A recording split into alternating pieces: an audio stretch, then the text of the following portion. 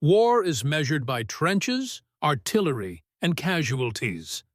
But beneath the visible destruction lies another battlefield, silent, patient, and infinitely more elusive.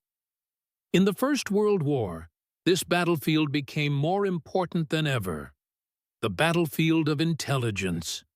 While millions of men fought in mud and smoke, a smaller, quieter army worked in shadows.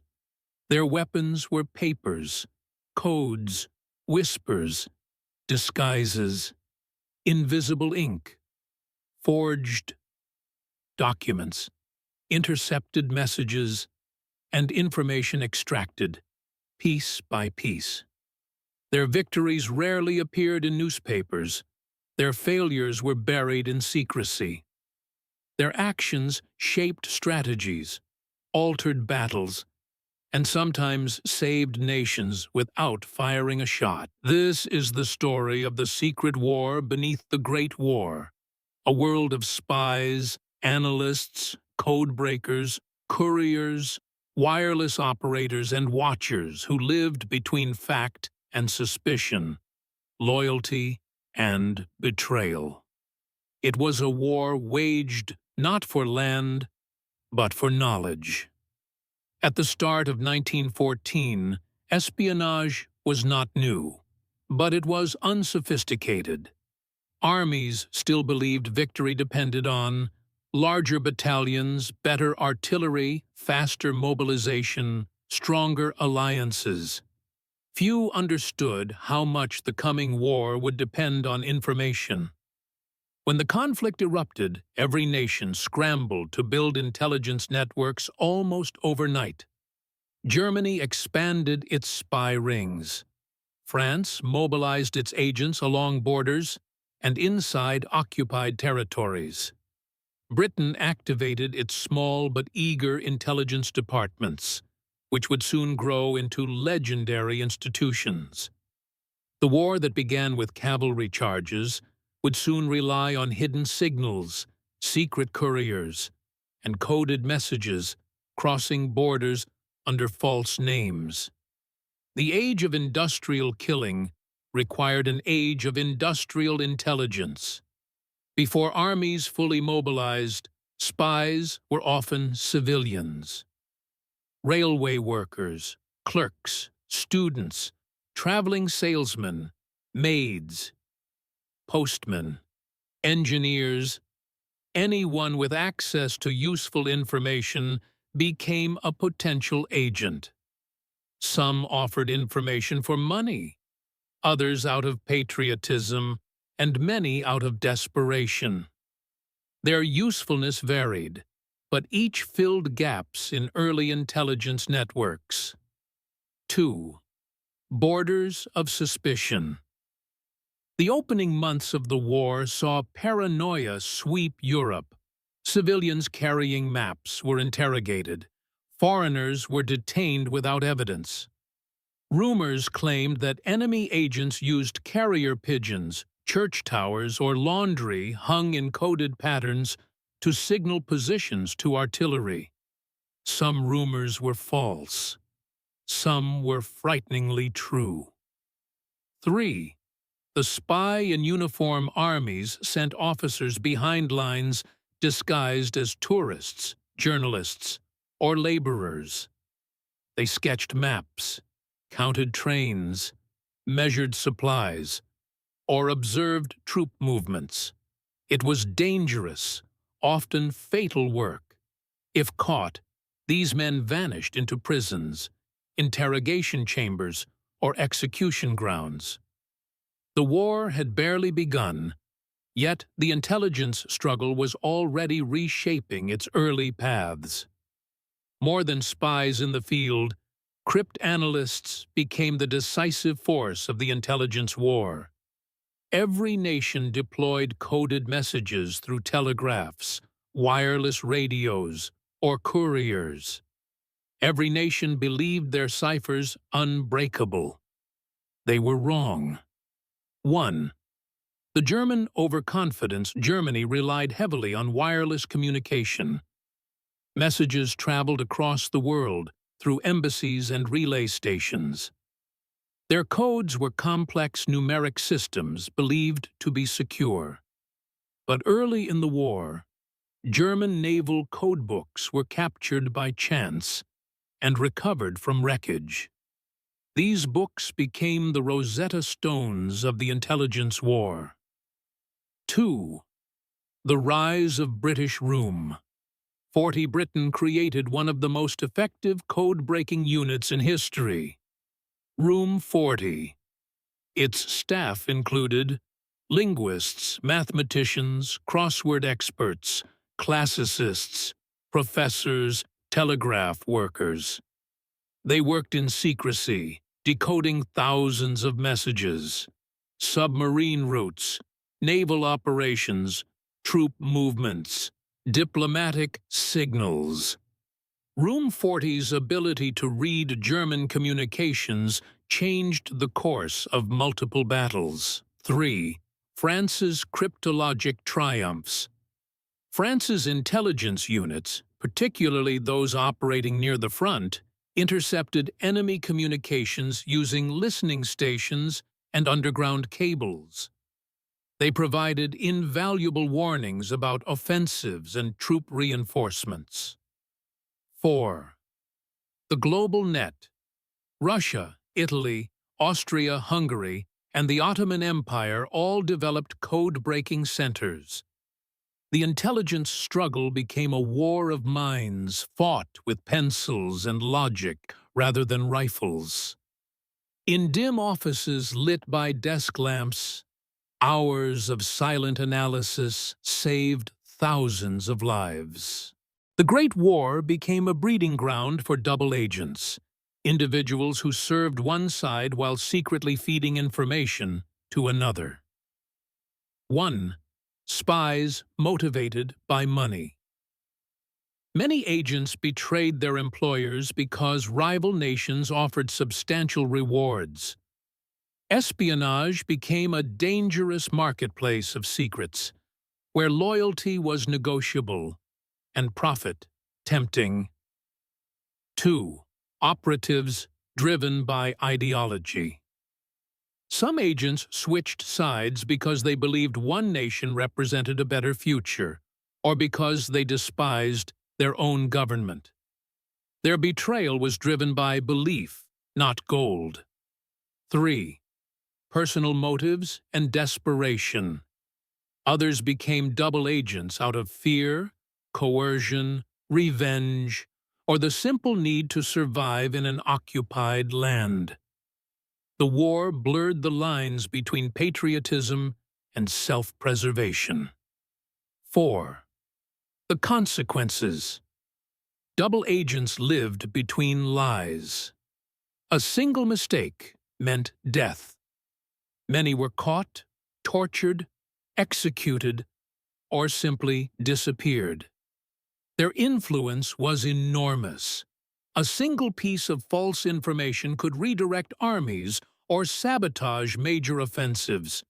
While armies treated women as outsiders, intelligence agencies saw their potential. Women could move freely through occupied territories, cross borders more easily, and blend into daily life without suspicion. 1. Couriers and messengers. Women carried coded letters, invisible ink messages, microfilms, intelligence concealed in clothing. They memorized details of troop movements, supply stockpiles, and defensive structures. 2. Frontline observation teachers, nurses, nuns, factory workers, and farmers provided essential reports about enemy activities. 3. Operators of secret networks. Entire resistance networks in Belgium, France, and Poland were led by women who coordinated information smuggling, forged documents, and safe houses. 4. Arrest and sacrifice. Many were caught and executed. Their contributions were largely secret, until long after the war ended. They embodied a different kind of bravery: silent, intellectual, patient, and lethal. German-occupied regions of Belgium, northern France, and Eastern Europe became hotbeds of secret activity. 1. Resistance networks. Ordinary civilians risked their lives to observe. Train schedules, artillery placements, supply shipments, troop deployments. They sent coded messages through underground networks to Allied forces. 2. Micro-information. In intelligence work, small details mattered: the number of horses stabled in a barn, the direction of smoke from chimneys, footprints in snow lights extinguished early the increase in medical wagons. Each clue built a larger picture. 3. Hidden communication channels. Messages traveled through church bells, bicycle couriers, secret compartments, children pretending to play coded letters embedded in artwork, fishermen carrying notes in nets. The occupied territories became a living chessboard. Spies did more than observe. They acted. 1. Destroying railways and bridges.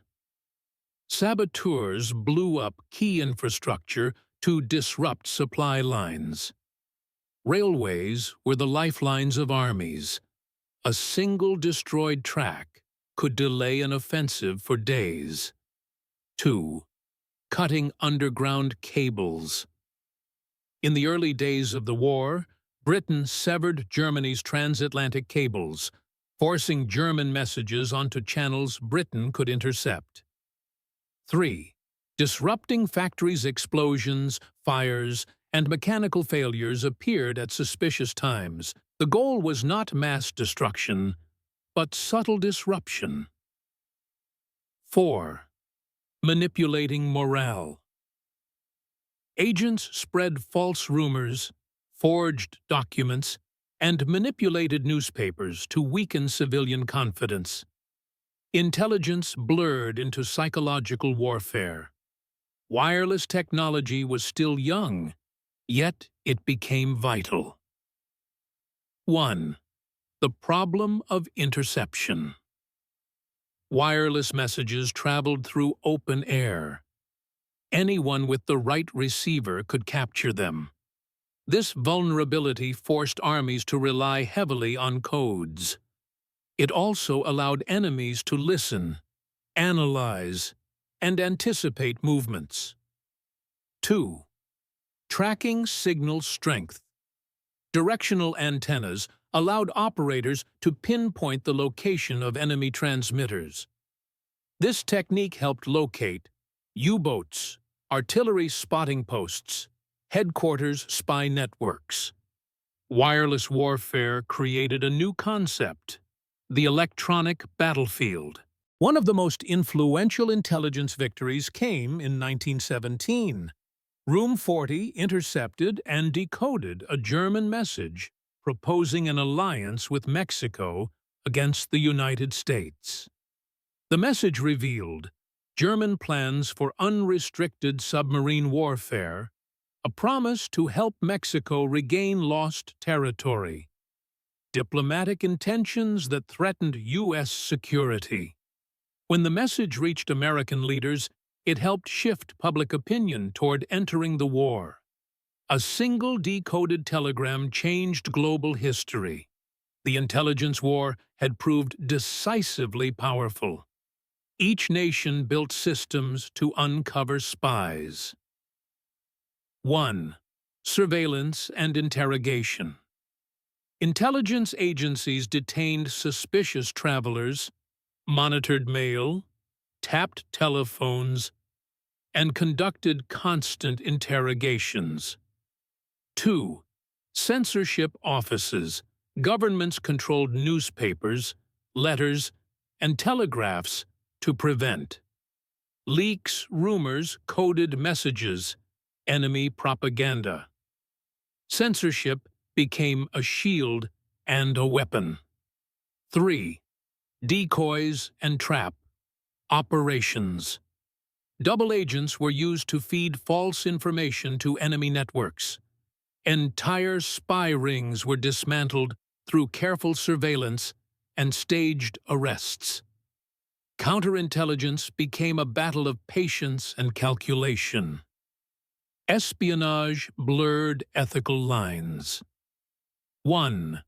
Spies without borders. Many agents worked in countries that were not formally at war. Neutral nations became hubs of manipulation. 2. Deception, as policy governments deliberately spread false information to mislead enemies, even if it caused panic among civilians. 3. Sacrifice of the unknown spies taken prisoner were rarely acknowledged publicly. Their families often never learned what happened. The secret war demanded silent sacrifices. When the armistice arrived, the intelligence war did not stop. 1. Secrets that outlived the guns. Governments continued spying during peace negotiations. Former agents entered new political movements, police forces, or criminal networks. 2. Evolution into modern intelligence agencies.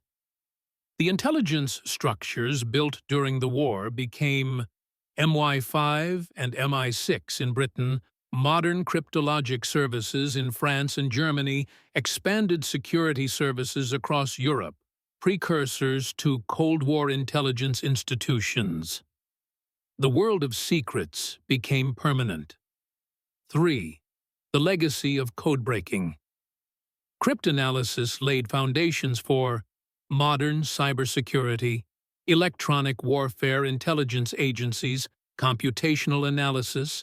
Room 40 and its counterparts became the ancestors of the digital age. The First World War is remembered for trenches, battles, and devastation. But beneath the mud and smoke lay another war. A war of minds, choices, risks, and shadows. It was fought without trumpets, without medals, without recognition. But it shaped offensives, alliances, and outcomes just as profoundly as any artillery barrage. The intelligence war was built from fragments. A note copied in haste, a number overheard, a map sketched from memory, a wireless signal barely caught a message decoded in the quiet of a small room. A spy stepping into danger with no guarantee of return. It was a war where the difference between victory and disaster was measured not in miles but in moments. The moment a courier slipped unnoticed through a checkpoint. The moment a codebreaker solved a cipher. The moment a double agent hesitated just long enough to be discovered. The Great War's secret battlefield had no monuments, no trenches, no front lines. It existed in whispers, papers, and thoughts. But it was as real as any other, and just as deadly. In the silence where secrets lived, history was written.